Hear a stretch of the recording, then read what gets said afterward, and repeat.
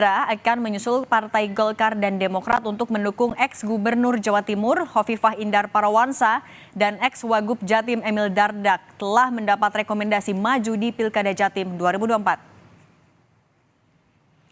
Gerindra mengaku tengah mempersiapkan rekomendasi usungan kepada Hovifah dan Emil. Ketua Harian Gerindra Sufmi Dasko Ahmad menyatakan saat ini DPP Gerindra sedang mempersiapkan surat rekomendasi kepada Hovifah dan Emil Dardak yang pada waktunya nanti akan diserahkan.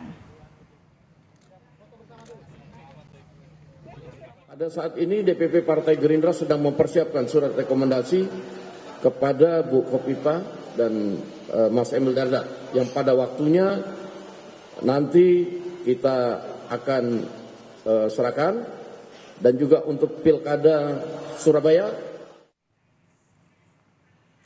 Sebelumnya, Partai Golkar resmi mengusung Hovifah Indar Parawansa dan Emil Dardak untuk maju kembali sebagai calon gubernur dan wakil gubernur di Pilkada Jawa Timur 2024. Ketua Umum Partai Golkar, Erlangga Hartarto berharap Hovifah dan Emil Dardak bisa melanjutkan keberhasilan pembangunan di Jatim. Erlangga menyebut duet kepemimpinan Hovifah dan Emil telah terbukti mampu bekerja sama dengan baik dalam memajukan Jawa Timur.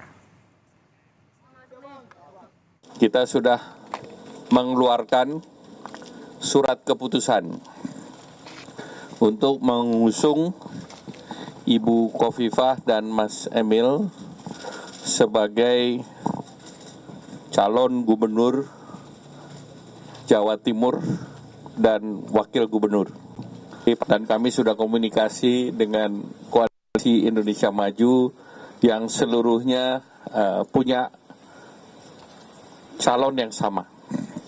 Jadi kalau kita lihat di Jawa Timur, Koalisi Indonesia Maju ini punya 52%. Jadi cukup. Tapi kalau yang lain mau ikut, boleh. Puan Maharani ungkap